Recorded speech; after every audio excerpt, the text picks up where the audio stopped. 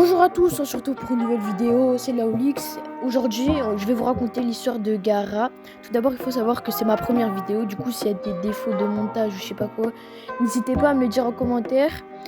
Et s'il y a aussi des défauts par rapport au bégaiement, je sais pas, dites-le moi en commentaire. Bon, on se retrouve à tout à l'heure et bonne vidéo. Bon, du coup, je vais vous raconter l'histoire de Gaara dans cette première partie. Tout d'abord, il faut savoir que Gaara est né dans le village caché de Suna, le village du sable. Dès sa naissance, il est utilisé comme arme. Son père, le Kazekage, décide de sceller en lui Shukaku, le démon à une queue.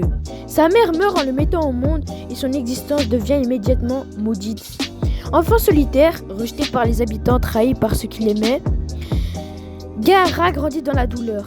Même son oncle Yashamaru, qu'il pensait être la seule personne à l'aimer, tente de le tuer sur ordre de son père.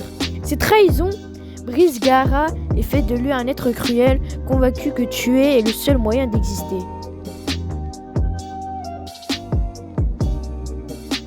Du coup, j'espère que vous avez bien aimé l'extrait et maintenant je vais vous raconter la suite de l'histoire. Tout d'abord aussi, il faut savoir que adolescent, Gaara devient un ninja sans pitié, prêt à tuer quiconque se dresse sur son chemin. Protégé par son sable automatique et possédé par Shikaku, il est craint même parmi les siens. Il est envoyé à Konoha pour l'examen Chunin où il rencontrera Naruto Uzumaki et pour la première fois il verra un miroir de lui-même.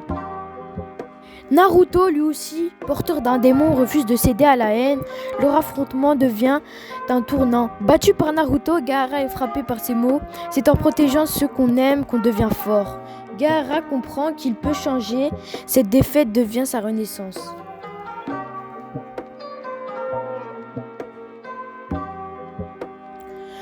Peu à peu, Gaara cherche à se faire pardonner. Il change, gagne le respect de son village et finit par devenir Kazekage. Enfin, à l'âge de 15 ans, lui autrefois considéré comme un monstre devient le protecteur de son peuple. Mais après avoir été capturé et tué à l'Akatsuki, Gaara est sauvé par la foi que les autres ont désormais en lui. Il renaît symbole d'un nouvel espoir, ce qui démontre qu'au fil du temps, il a réussi à évoluer sa mentalité et sa perception d'imaginer les liens qu'il a avec son entourage. Et enfin, nous allons terminer par la dernière partie qui est sur le sujet de la 4e Grande Guerre Ninja. Il faut savoir que pendant la Grande Guerre, Gaara prend le commandement de l'Alliance des Ninjas. Il se bat pour la paix, pour un monde où plus aucun enfant ne vivra ce qu'il a vécu. Devenu un vrai leader, il incarne la force de la rédemption.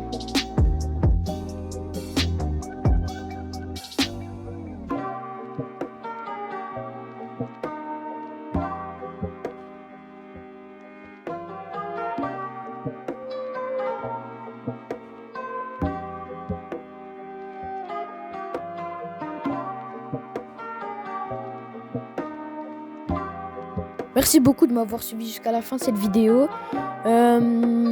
N'hésitez pas à vous abonner, à liker la vidéo, à partager, à commenter.